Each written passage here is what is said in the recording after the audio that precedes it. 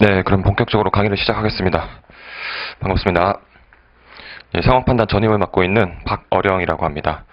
어제 설명회 때 얼굴이 익숙하신 분들도 계십니다. 예, 저는 학교법학원에서 상황 판단을 담당하고 있고요. 여러분들과 같이 앞으로 7회 과정을 거쳐서 이 상황 판단에 대한 문제 해결의 방법론을 여러분들께 말씀을 드리고, 여러분들이 실제 시험장에서 최고의 그 안정적인 득점을 획득하실 수 있도록 도움을 드리고자 오늘부터 이제 같이 함께 하게 되었습니다.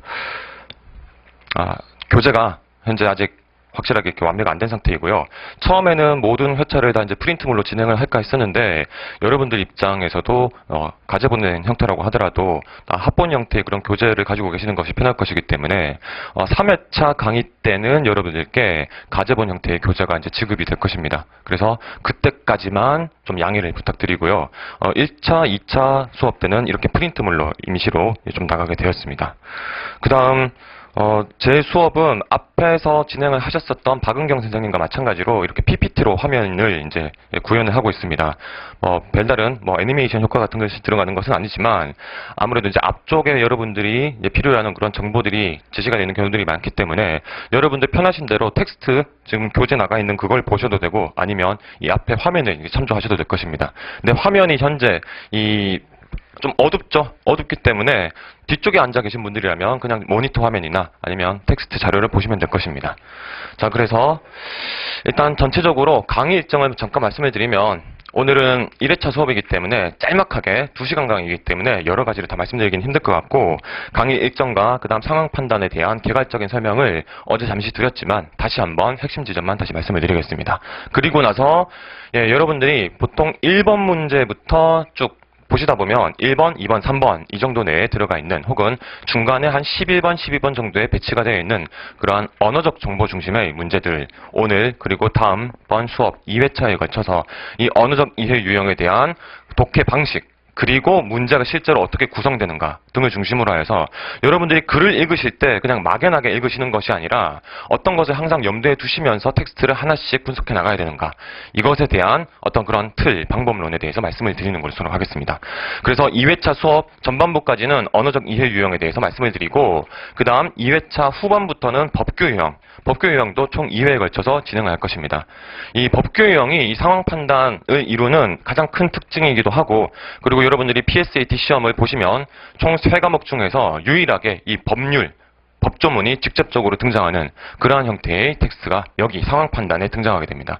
법규라는 것은 법학을 공부하신 분들이 아니어도 충분히 풀 수가 있지만, 그래도 어느 정도는 법조문이 구성되는 그러한 방식, 그리고 법조문을 제시를 하였을 때 어떤 점을 주로 물어보게 되는가, 그 주요한 문제 패턴들을 여러분들이 이제 좀 감을 잡으셔야 됩니다. 그런 상태에서 들어가야지 각각의 법조문이 나왔을 때 어렵다라고 막연하게 느끼시지 않으시고, 어떤 것을 내가 중심적으로 찾아야 되는가 에 대한 그런 길을 찾아 나가실 수가 있게 되실 겁니다. 그래서 법규 유형도 좀 복잡한 구조로 뜬 것이 많기 때문에 총 2회에 걸쳐서 다루고, 4회차 때는 도표, 계산 유형 문제들을 다룰 것입니다.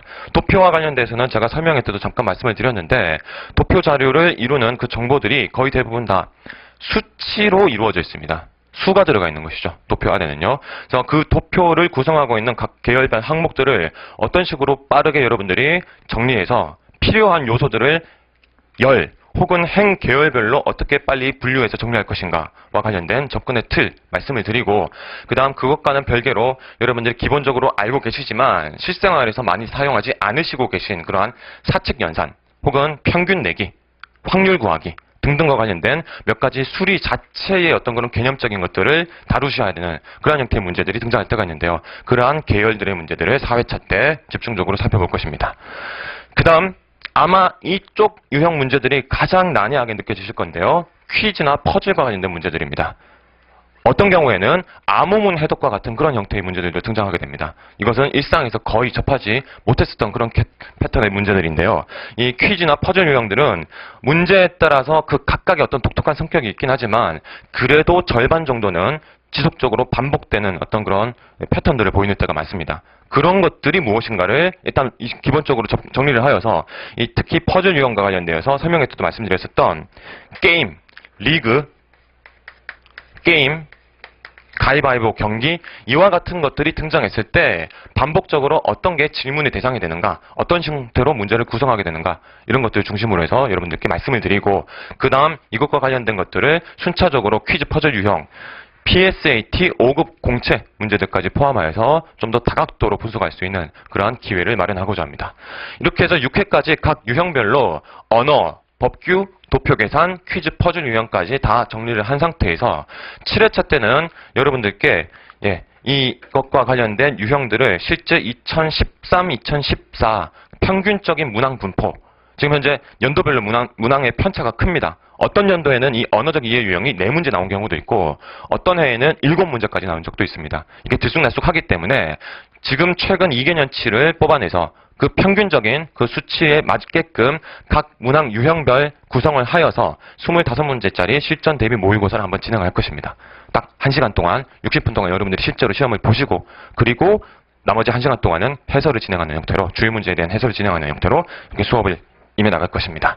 그래서 교재와 관련되어서 여러분들이 아마 아직까지 이 상황 판단 기출문제를 뽑아서 따로 풀어보시지 않으신 분들이 아마 대부분이실 거예요. 혹시 집에서 댁에서 기출문제 풀어보신 분 계신가요? 다 풀어보셨나요, 혹시? 다 풀어보셨나요?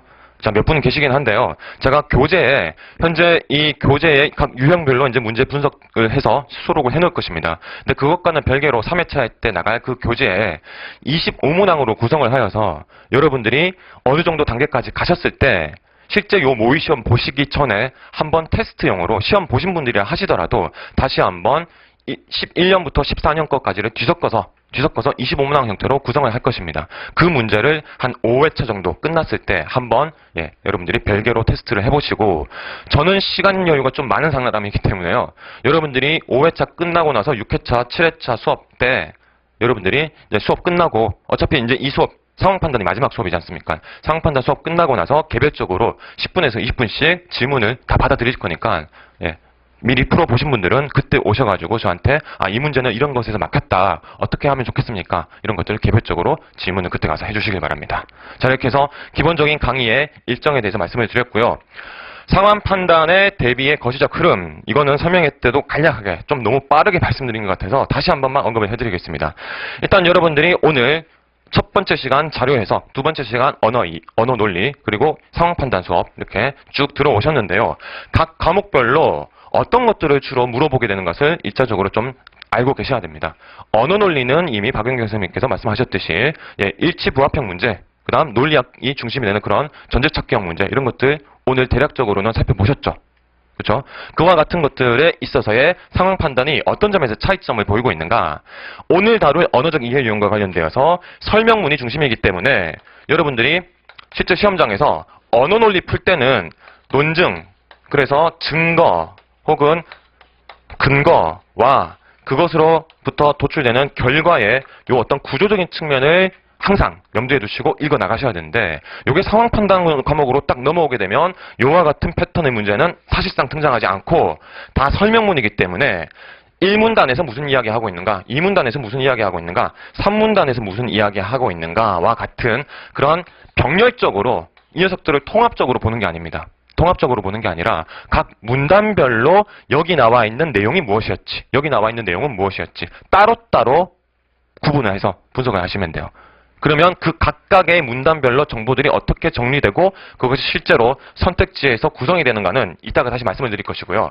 이와 같은 형태로 여러분들이 자료에서건 어차피 별개라고 치시면 될 겁니다. 언어 논리와 상황 판단에서 각각 어떤 식의 사고를 하고 계셔야 되는가, 이것을 크게 잡아두시고, 근데 이제 이것은 첫 번째 시간 정도에서만 여러분들이 확실하게 정리를 하시면 되고요. 실제 상황 판단이든 언어 논리든 중요한 것은, 제 말소리가 말 속도가 너무 빠른가요? 네. 괜찮으시죠? 괜찮으시죠? 예. 자, 그대로 진행하겠습니다.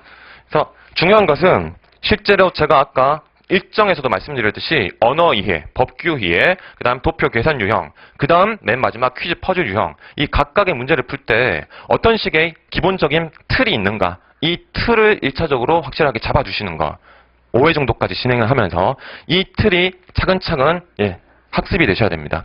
그래서 여러분들은 이 수업을 통해서 제일 핵심적인 부분은 저와 함께 정리를 해 나가실 것이지만 여러분들 이제 직장 다니시고 따로 또 주중에는 업무를 하셔야 될 것인데 주중에 그렇게 일과를 보내시다가도 밤 시간 정도에 한 1시간 정도씩은 투자를 하셔서 이 수업을 통해서 배웠었던 문제 이외에 다루지 않은 문제들에 대해서도 수업 때 배운 방법론을 통해서 적어도 한두 문제씩은 매일 풀어보시는 것이 좋습니다. 그래야지 그 감각이 계속해서 여러분들한테 체화가 될 수가 있을 것이에요.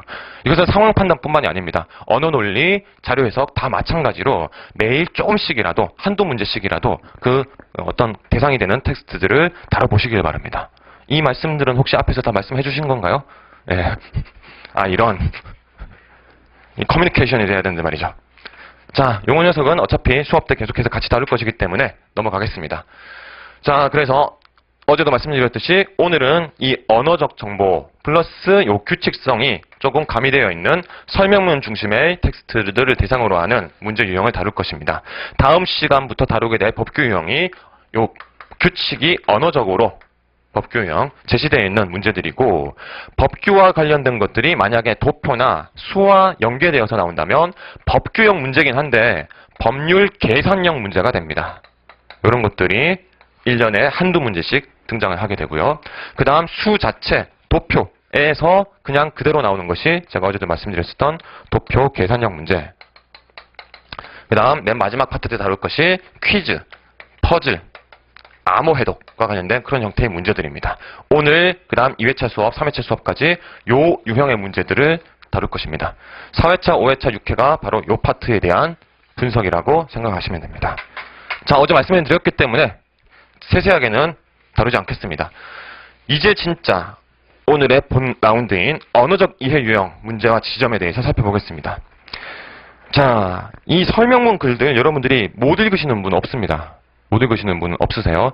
다만 제한된 시간 안에 얼마나 빨리 그리고 정확하게 선택지에서 물어보고 있는 사항들을 판단해낼 수 있는가, 이 싸움이라고 보셔야 되는데요. 제가 일단 첫 번째 부분에서는 주로 어떤 것들이 실제 보기나 선택지에서 문제로 구성되는가에 대해서 한 두 문제, 많게는 한 4문제 정도까지 1차적으로 예제를 통해서 보여드리겠습니다. 그리고 나서 몇몇 문제들에 대해서는 여러분들께 시간을 조금 드리고 어떻게 읽어냈는가, 비교되고 있는 지점이 어딘가를 빠르게 찾아내셨는가, 이런 것 중심으로 좀 체크를 해보도록 하겠습니다. 자, 그러면 첫 번째, 어떤 것들이 주로 문제가 되는가? 제일 단순한 형태가 여러분들이 이 상황 판단의 설명문 글들을 보시면 새로운 개념들이 다 등장합니다. 이 개념이라는 것은 조선시대, 고려시대의 어떤 제도가 될 수도 있고요. 국가 기관의 어떤 그런 특징이나 어떤 체계를 다룬 것일 수도 있고요. 아니면 그냥 상식적으로, 이건 5급 공채 문제인데 꿀벌이 어떤 그런 구조를 띠고 있는가와 관련된 문제가 나올 수도 있고, 아니면 사회적인 어떤 그런 현상과 관련된 그런 개념들이 등장할 수도 있습니다. 제일 기본적인 건, 그렇게 새롭게 등장한 개념이 있다면 이 개념 자체가 어떤 것인가, 정의를 내렸을 때 그 정의가 제대로 반영이 되어 있는가 아닌가, 이거 물어보는 겁니다. 그러면 이런 텍스트, 이런 형태의 문제들은 그럼 여러분들이 A는 어떤 B라는 속성을 가지고 있다, 이런 형태의 문장 진술이 그대로 선택지에 구성이 되고요. 다만 이제 순서를 좀 바꿔놓습니다. B라는 어떤 속성을 가진 것을 A라고 할 수 있다. 제가 이 칠판 처음 다루는 칠판인데 너무 글씨가 잘 써지네요. 제 글씨 자체는 되게 못 쓰는데 글씨는 엄청 지금 자연스럽게 잘 써집니다. 자, 그런데 글씨 알아보실 수 있으신가요? 자, 그런데 이와 같은 것들은 여러분들이 순서 A, B, A를 먼저, B를 나중에 진술한 이러한 그 텍스트의 어떤 그런 순서를 뒤집어서 설명을 해놓더라도 이게 사실은 똑같이 A 이꼴 B다, A는 B다 라는 것을 이해만 하시면 이런 녀석들은 그냥 금방 바로 판단하실 수 있는 그런 선택지들일 겁니다. 쉬운 내용이죠. A라는 개념은 B라는 속성을 가지고 있다, B라는 속성을 가지고 있는 A가 있더라, 똑같은 말이죠. 그래서 이 녀석들에 대한 판단은 금방 O 아니면 X라는 판단을 쉽게 하실 수 있을 겁니다. 두 번째부터가 이제 문제인데요. 개념적 정보들이 여러 가지가 등장합니다. 하나의 큰 중심 개념이 있고, 중심 개념, 어제 말씀드렸던 것이지만 한복이라는 것이 있고, 이 한복과 관련되어서 이 한복을 입는 시대적 변천의 흐름 등장을 하고요. 이 변천의 흐름에 있어서도 삼국시대, 남북국시대, 그 다음 고려시대. 이렇게 또 구분이 되어 있고요. 남북국시대 안에서도 서민층과 그 다음 귀족층이 또 분화가 되어 있습니다. 이렇게 개념